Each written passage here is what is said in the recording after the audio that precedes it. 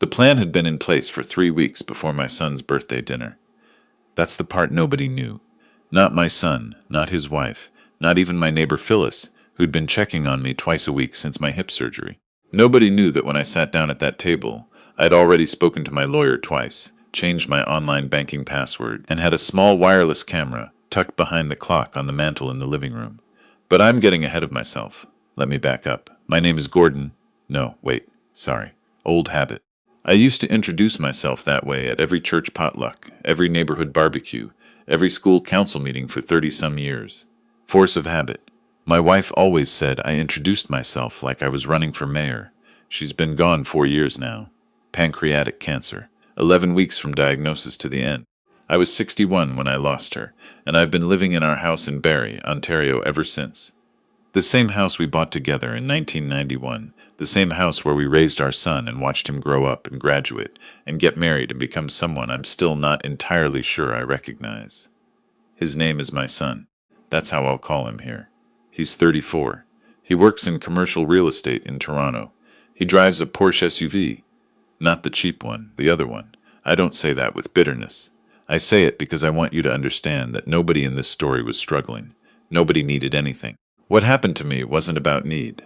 It was about want, about entitlement dressed up as concern. His wife, my daughter-in-law, I'll call her what she's always been to me. My daughter-in-law. She's 32. She works in marketing. She is very good at saying exactly the right thing in exactly the wrong way, which is a skill I've come to understand is not accidental. She grew up in Oakville, went to Western, met my son at a friend's wedding in Muskoka, and from the first time I met her at a dinner in Scarborough, I had this low hum of a feeling in my stomach that I couldn't quite name. I didn't distrust her, exactly. I just noticed things. The way she'd say we were thinking when she meant she had decided. The way she asked questions that weren't really questions. The way she looked at our house, my house, like she was already mentally rearranging the furniture. I told myself I was being unfair. A man living alone for the first time at 61 can become suspicious of kindness. I know that. I tried to be generous in my assumptions, but then came the Thanksgiving visit. It was 2 years ago, October. My son drove up with her, and they stayed for 3 days. It was a good visit, mostly. We watched the Leafs lose, which is a Barrie tradition as sacred as anything. My daughter-in-law made a salad that she mentioned 4 times was gluten-free. We drove out to Simcoe County and walked the trails my wife used to love. On the last evening, after dinner, while I was doing the dishes, my son came and stood in the doorway of the kitchen in that particular way he has. Hands in pockets, shoulder against the frame. That means he wants to say something he's rehearsed. He said he'd been thinking about the house. I kept washing the dishes. I said, "What about the house?" He said he and his wife had been talking, and they were wondering if it might make sense. Just to make things simpler, if I added her name to the deed. Not anything formal, just for practicality, in case something happened to me. So they could manage things. I turned off the tap. I said, "Manage what things?" He said, "You know. Things. The property. The taxes. Making sure it's handled properly." I asked him if he thought I was not handling it properly. He said, "Dad, that's not what I mean." I said, "I know what you mean." We didn't say anything else about it that visit. I hugged them both goodbye in the driveway on Sunday morning, and I watched the Porsche go down the street, and I stood there in the October cold for a little longer than I needed to, looking at nothing in particular. That was October. In January, my daughter-in-law texted me, not my son, her, to say she'd found a great financial advisor in Toronto who worked specifically with widowers navigating estate planning. She'd taken the liberty of forwarding my contact information. I did not respond to that text for 2 days, and when I did, I said thank you, but I already had an accountant. In March, she called to tell me about a beautiful retirement community in Innisfil that a colleague's parent had moved into. She said the word independent 11 times in a 12-minute phone call, as if repetition would make it feel like freedom instead of its opposite. I said I'd look into it. I didn't. In May, my son drove up alone on a Saturday. No warning, just showed up at the door around noon with a bag of groceries and a folder of papers. The folder was what caught my eye.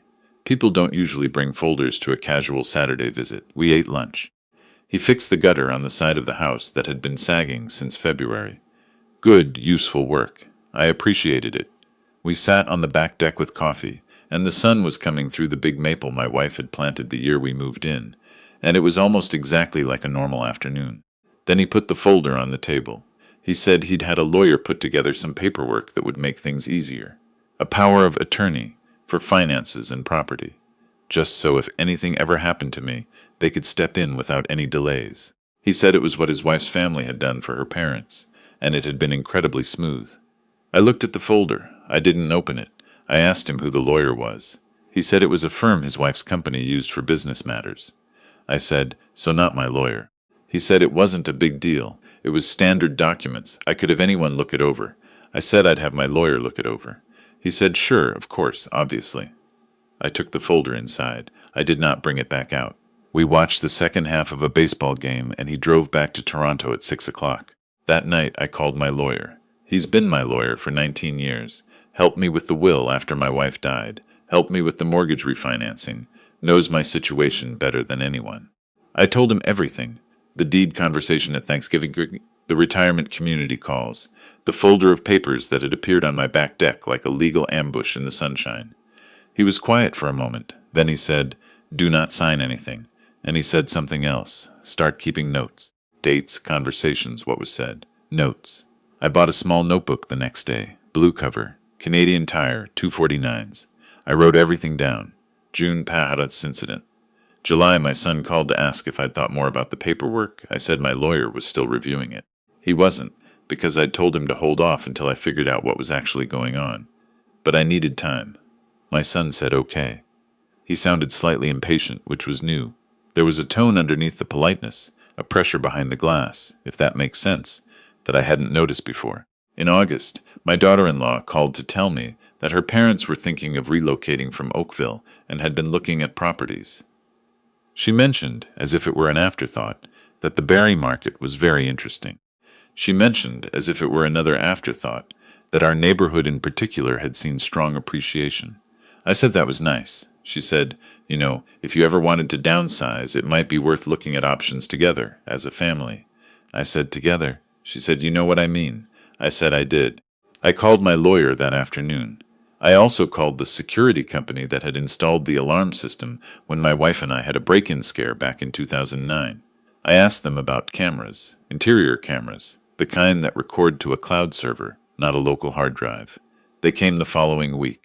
I had them put one behind the clock on the mantel, one in the corner of the kitchen above the upper cabinets, and one covering the front hallway.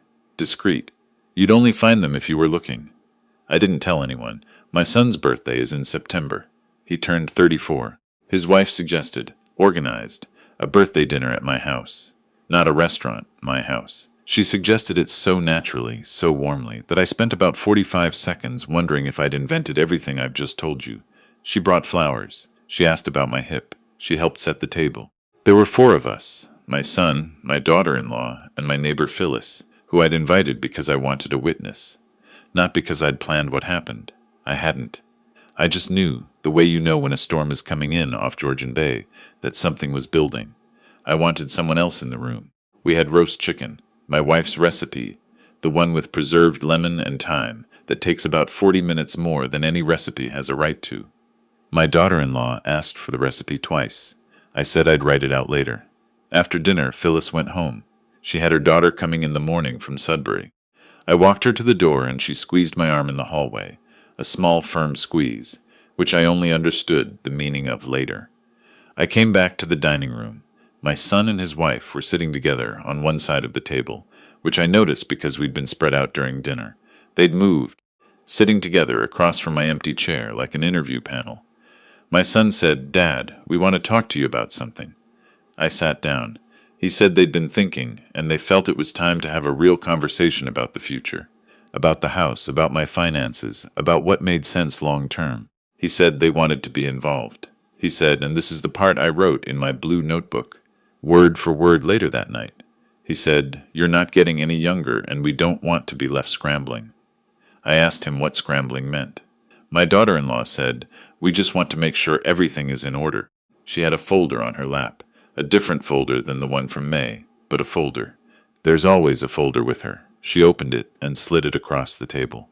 It was a new power of attorney document. And next to it, a document I hadn't seen before, an agreement that would give them joint decision-making authority over major property and financial matters while I retained, quote, Day-to-day autonomy. I read that phrase 3 times. Day-to-day autonomy. As if I was being offered the right to decide what to have for breakfast in my own house. I looked at the documents. I looked at my son. I said, "When did you two decide that I needed managing?" My son said, "Dad, that's not what this is." My daughter-in-law said, "We're just trying to help." She had her hands folded on the table, very composed, very prepared. I said, "I have a lawyer." I said, "I have an accountant." I said, "I have a financial advisor." I'd gotten one in July, actually, partly for this reason. I said, "I am 65 years old, and my hip is healing fine, and my mind is perfectly clear, and I did not ask for any of this." My son said, "You're being stubborn." I said, "I am being a homeowner," and that's when his wife said it. She said, "And I am not going to soften this because softening it would be dishonest." She said, "You're being selfish. You're so focused on holding on to this house, on holding on to everything, that you can't see that we're trying to help you." She said, "You've been alone in this house for 4 years, and you're not coping as well as you think you are." She said, "This is about what's best for you, whether you're willing to admit it or not." The room went very quiet. I looked at my son. I waited for him to say something, to push back, to tell her that was enough. He said, "Mom would have wanted us to take care of you. I want to tell you what that sentence does to a man." My wife's name in his mouth, used like that, used as a tool. I felt something shift in my chest. Not grief, exactly. Something colder than grief. Clarity. I stood up. I said, "I'd like you both to leave now." My daughter-in-law said, "We're not done talking." I said, "I am." My son said, "You can't just shut this down every time it gets uncomfortable." I said, "It's my house. I can do what I like in it." My daughter-in-law stood up. She had the folder in her hand. She said, her voice had changed by now, the warmth all gone. She said I was going to be very sorry for this. She said they were trying to protect my interests, and if I couldn't see that, then fine. And then she said something that I've thought about many times since. She said, "This house is going to be ours eventually anyway. You know that." I said, "Excuse me." She said, "You know what I mean." I said, "I want you to leave." My son said, "That's not what she meant." My daughter-in-law said, "No, actually, it's exactly what I meant." She said she was tired of dancing around it. She said they'd been patient long enough. She said my wife had understood what family meant, and it was a shame I didn't. I don't know who moves first in a moment like that. I don't know if I stepped toward her or if I just stood up straighter. But she grabbed the wineglass, her wineglass, still a third full of the Cabernet I'd opened for the birthday dinner, and she threw it at me. Not at the wall, not past me, at me. It hit my shoulder and shattered on the hardwood. Wine went across my shirt, across my face, across the floor. A shard caught the back of my hand, not deep, but bleeding. Nobody moved for about 3 full seconds. Then I walked to the kitchen. I got a dish towel for my hand. I picked up my phone from the counter where it had been charging.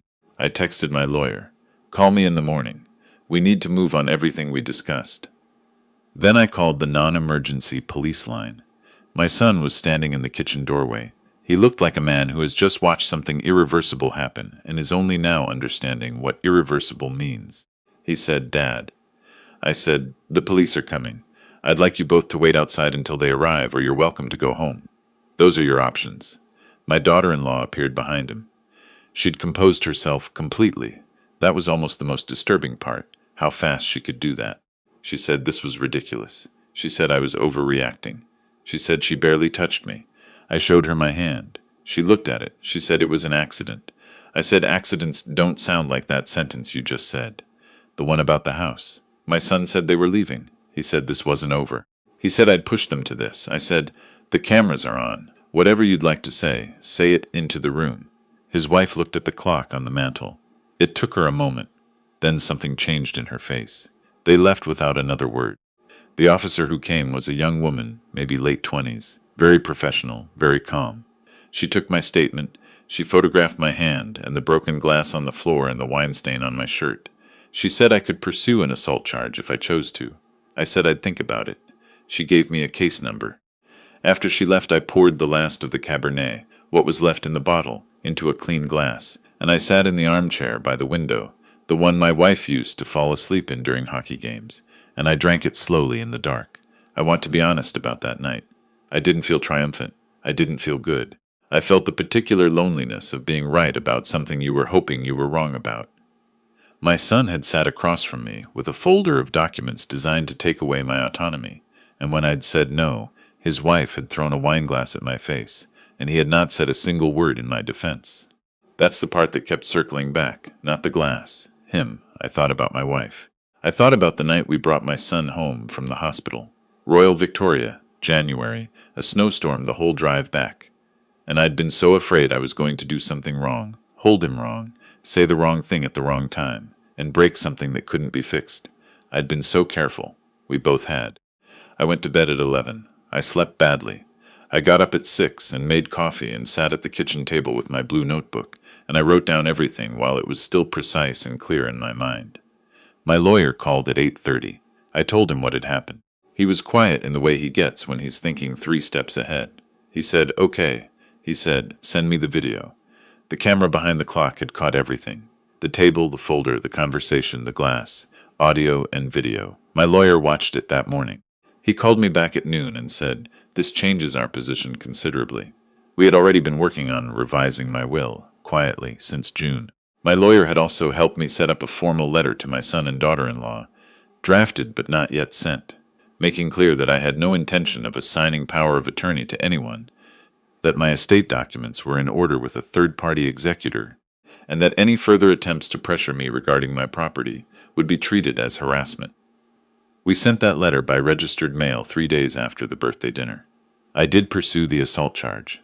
I won't pretend the process was simple or fast, because it wasn't.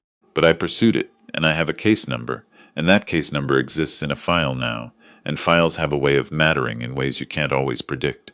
My son called me 10 days after the dinner. He was alone. I could tell by the background, quieter, no highway sounds, he was home. He said he was sorry. He said things had gotten out of hand. He said his wife regretted what she'd done. I asked him if she'd said that herself. He was quiet for a moment. He said, "She's working through some things." I said, "She threw a wine glass at me, son." He said, "I know." I said, "And before she did that, she told me this house would be hers eventually." He said, "She didn't mean it like that." I said, "How did she mean it?" He couldn't answer that.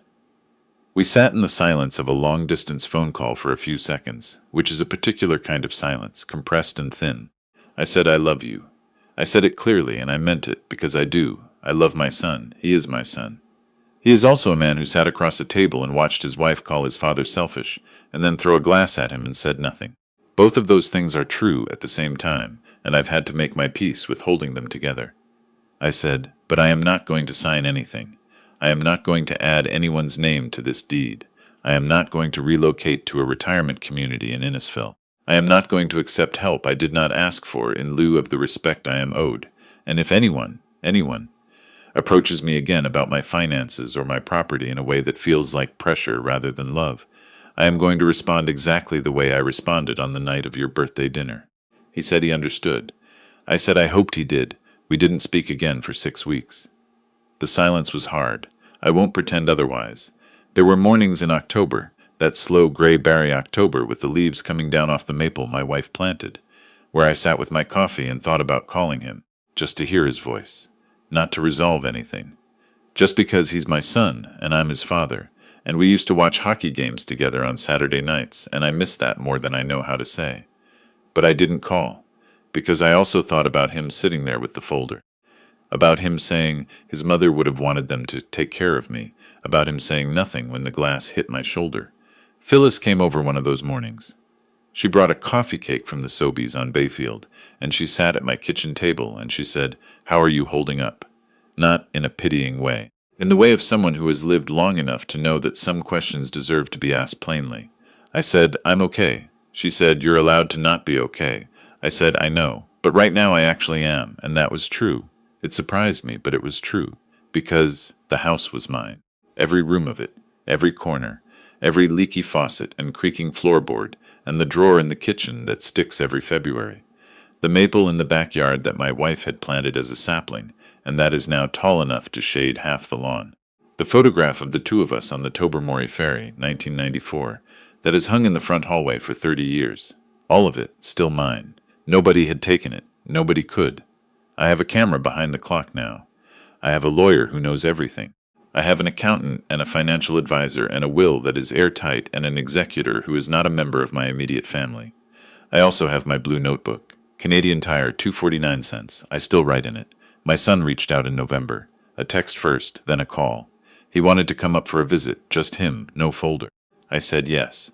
I meant it as an opening, not a resolution. Those are different things, and I've learned not to confuse them.